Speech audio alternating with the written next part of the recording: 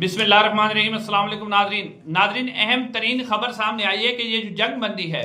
ये महज भारत की तरफ से धोखा है। अमेरिका भी इसके अंदर शामिल है और अब जो खबरें सामने आ रही हैं उनके मुताबिक भारत एक और खुफिया प्लान बना रहा है। जंग बंदी को इस्तेमाल करते हुए दोबारा पाकिस्तान पर हमला करना चाह रहा है। आज़ाद कश्मीर की तरफ उसकी नजरें हैं। ये पूरी डिटेल में आपके सामने रखता हूँ। बड़ी खबर ब्रेक हुई है अमेरिका से, वो आपके सामने रखते हैं। और उसके बाद सबसे पहले मैं आपके सामने ये रख दूं कि पाकिस्तान की ये जो भारत कशीदगी थी, इस दौरान तकरीबन 70 के करीब सिविलियन और पाक फौज के जवान इसके अंदर शहीद हुए। उन सब शहीदों को हमारी तरफ से सलाम, और पाकिस्तान की आवाम उन पर फख्र करती है और उनके लिए दुआ गो है कि अल्लाह ताला उनको जन्नतुल फिरदौस में आला मकाम अता फरमाए। लेकिन एक अफसोसनाक खबर भी है कि विंग कमांडर मोईद यूसुफ साहब, जो कि कराची हैदराबाद में एयरबेस पर हिंदुस्तान के हमले में शहीद हुए थे, उनके जनाजा हो गया है। लेकिन उनके जनाजे में ना तो आर्मी चीफ ने शिरकत की, न सदर ने शिरकत की, न वजीर आजम ने शिरकत की, न किसी वफाकी वजीर ने शिरकत की। लेकिन आपको याद होगा कि इर्तजा अब्बास, जो कि एक लेफ्टिनेंट कर्नल के शायद बेटे थे, जो आज़ाद कश्मीर में शहीद हुए थे, तो उनके जनाजे में सदर, वजीर आजम, बिलावल भुट्टो और आर्मी चीफ सब ने शिरकत की थी। और इससे मालूम हुआ कि जो आर्मी के अफसरान हैं वो ज़्यादा बेहतर हैं और जो शहबाज शरीफ सियासी क़यादत है वो भी खुश करना चाह रही होती है आर्मी को, तो इसलिए वो उन इजलासों में शरीक होते हैं। अब नाज़रीन, वो बड़ी खबर देने से पहले आपको एक और ख़बर बता दूं कि हसन अली रावी साहब ने एक ट्वीट किया है और वो उस ट्वीट के अंदर लिखते हैं कि हाफिज ने इमरान खान, जो मोदी के साथ भी वही किया जो उसने इमरान खान के साथ किया था। यानी वो जनरल आसिम मुनीर साहब के हवाले से कह रहे हैं कि उन्होंने भी वही किया। एक तो इन जैसे लोग जो हैं पहले कहते हैं कि फौज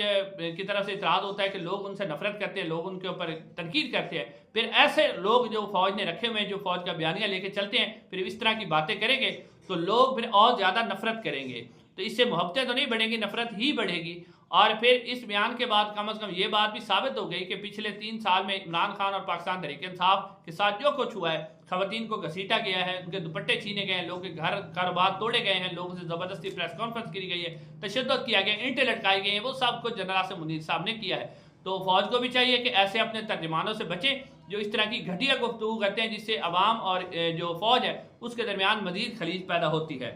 अब नाज़रीन, मैं आपके सामने वो बड़ी खबर रखता हूँ। अब खबर आपको मालूम है कि जो पाकिस्तान और भारत के दरमियान जंग बंदी हुई थी, इसमें अमेरिका का बड़ा अहम किरदार है। डोनाल्ड ट्रंप ने, जेडी वांस ने और अमेरिकी वजीर खारजा मार्को रूबियो ने इसके अंदर अहम किरदार अदा किया। और खबर भी यही सामने आई थी कि जब 3 दिन पहले भारत पाकिस्तान के ऊपर बार बार हमले कर रहा था तो उस वक्त अमेरिका कह रहा था कि हमारा इससे कोई लेना देना नहीं। लेकिन जब पाकिस्तान ने उसकी फेंटे लगाना शुरू की, उसमें घर में घुस के उसको सबक सिखाया, तो उसके बाद अमेरिका को याद आया कि हमने सुलह करवानी है। तो नारी, अब ये सुलह तो हो गई, लेकिन अब इसके अंदर से जो खबरें निकल के सामने आ रही है बड़ी हैरान कुन है। और ये खबरें जो हैं एक ऐसी खबरें हैं कि हिंदुस्तान जैसा मकरूह किरदार, जो कि हमेशा से पाकिस्तान का मुखालिफ है, उसने हमेशा से पाकिस्तान के वजूद को तस्लीम ही नहीं किया। तो अब इस हवाले से जो खबर सामने आई है, सबसे पहले आपको ये बताते चले कि खबर ये सामने आई है कि अब जो इसमें 2 चीज़ें मैं आपके सामने रखता हूँ। नंबर 1 ये है कि नरेंद्र मोदी जो हैं उन्होंने एक अपने घर के अंदर एक इजलास रखा है और उस इजलास के अंदर अजीत डोवल साहब शामिल हुए हैं, जयशंकर साहब शामिल हुए हैं और भारत के जो तीनों मिलिट्री के सरबराहान हैं, एयरफोर्स, नेवी और जो बड़ी फौज के सरबराहान हैं, वो इसके अंदर शरीक हुए। और अब खबर ये सामने आ रही है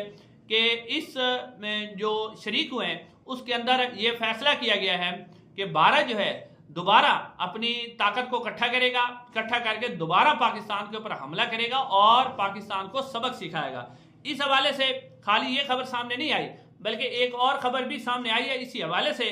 कि भारत का जो लखनऊ के अंदर जो बरहूस मिसाइल का एक फैक्ट्री है, या आप कह सकते हैं कि जिस तरह ये बरमूस मिसाइल तैयार होते हैं, उनके अंदर आज उसके नए प्लांट का भी इफ्तिताह किया गया है और उनकी जो तैयारी है उसको बढ़ाया गया है। यानी उनकी तादाद बढ़ाने के ऊपर गौर किया गया और कहा गया कि अगले चंद दिनों के अंदर बहुत सारे मिसाइल तैयार किए जाएं। और ये मिसाइल जो हैं इनके बारे में खबर ये सामने आई है कि ये 8000 किलोमीटर तक मार कर सकते हैं। भारत ने ये जो मिसाइल बनाया है, अब पाकिस्तान का तो इतना एरिया नहीं है, पाकिस्तान तो 2-3 हज़ार किलोमीटर ही खुला है, लेकिन अब ये कहा जा रहा है कि अमेरिका उसकी मदद कर रहा है इस हवाले से। और ये जो मिसाइल है चीन के खिलाफ भी भारत इस्तेमाल करेगा, क्योंकि अमेरिका जो है चीन के खिलाफ भारत को तैयार कर रहा है। अब खबर यहाँ तक नहीं रुकी, बल्कि एक जो सोशल मीडिया का अकाउंट है साद नामी, ये अमेरिका के अंदर मौजूद होते हैं और इनकी जो खबरें होती हैं वो डायरेक्ट जो है अमेरिकी जो तर्जमान है, यानी आप कह सकते हैं कि अमेरिकी पेंटागन और स्टेट डिपार्टमेंट, उनसे ये खबरें जो है वो निकाल के सामने लाते हैं। तो अब ये कह रहे हैं कि ये खबरें निकाल के सामने लाए हैं और ये कहते हैं कि